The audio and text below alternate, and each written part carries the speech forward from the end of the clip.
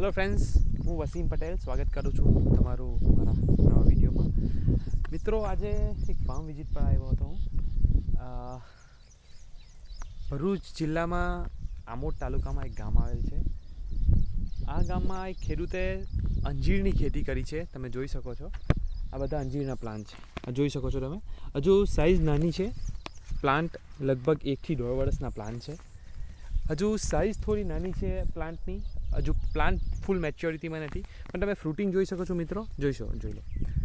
તો આ બ્રાઈનું પ્લાનિંગ એવું છે કે અંજીર વાવીને પછી ડિહાઇડ્રેટ કરવા અને રો બી કન્ઝ્યુમ કરવા. રો મતલબ ફ્રૂટ કન્ઝ્યુમ કરવા, આપણે જેવી રીતે કે સફરજન છે, ચીકુ છે, એ રીતે ખાઈએ છીએ તે રીતે બી કન્ઝ્યુમ કરવા. અને ડિહાઇડ્રેટ આપણે જે અફઘાની અંજીર કહીએ છીએ કે જેને ડ્રાયફ્રૂટના જેમ લેવામાં આવે છે, એ રીતના બી આ લોકોનું પ્લાનિંગ છે. તો લોકો સારી રીતે કરી રહેલા છે આપણા જ ઇલાકામાં. ખાલી તમારે સૂંઢવાની જરૂર છે. તો મિત્રો, આવી જાણકારી માટે બન્યા રહો. આવું કંઈક નવું કરો. આપણે કંઈક કેટલાક વર્ષોથી જૂની ખેતી કરી રહેલા છે, તુવેર, મગ, કપા. એ ખેતી સારી છે, આપણે ના નથી કહેતા, પણ કંઈ ને કંઈક કુદરતી પરિસ્થિતિ એવી સર્જાય કે કંઈક એવું થઈ જાય છે કે એટલી જેટલી ઇન્કમ આવવી જોઈએ ખેડૂતની, મહેનત જેટલી થવી જોઈએ એટલી મહેનતનું ફળ મળતું નથી.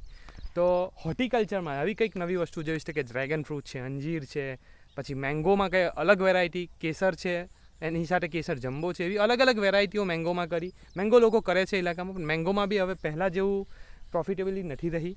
તો ગ્વાવા છે, અલગ વસ્તુ જે લોકોથી કંઈક અલગ હોર્ટિકલ્ચરમાં આવો લોકો. તમે જો 50 વીંગા કે 25 એકર વાવતા હોય તો 1-2 એકર થોડું હોર્ટિકલ્ચર મતલબ આપણું બાગાયતમાં આવો ને થોડું કંઈક નવું કરો તો તમે પણ આપણને બધાને પ્રોફિટેબિલિટી રહે. ને ખેતી કરો તો તેમાં કેલ્ક્યુલેશન પહેલાં કરો કે કેટલું પ્રોફિટ છે, શું મળે છે. તો આવા આપણે ખેડૂતો આપણને ઇન્સ્પાયર કરે છે. આપણે એક નવું વિડીયો બનાવશું. અત્યારે થોડી ફાર્મની ક્લિનિંગ ને એવું થોડું ઓછું છે કેમ કે વીડ વધારે છે. તો એકદમ ક્લિયર થઈ જશે. આપણે નવું એક વિડીયો બનાવશું એમાં પ્રોફિટેબિલિટી અંજીરમાં કેટલી છે. તો એ રીતે આપણે એ કરશું. આપણે પણ અંજીરમાં ખાસું બધું કરી રહ્યા છે. આપણી પાસે તો 11 વેરાયટી છે અંજીરની. જોઈએ છે કઈ વેરાયટી છે. એક જ વેરાયટી છે, પુણેની વેરાયટી છે. પુણે ફિક કરીને છે તે વેરાયટી છે. આપણે અંજીરમાં ટોટલ આપણી પાસે 11 વેરાયટી છે. આપણે જોઈએ કયું સૌથી બેસ્ટ પરફોર્મન્સ છે, પછી આપણે એનું સ્કેલ અપ કરશું. તો આવી નવી જાણકારી માટે બન્યા રહો અમારી સાથે. Please, thank you for watching.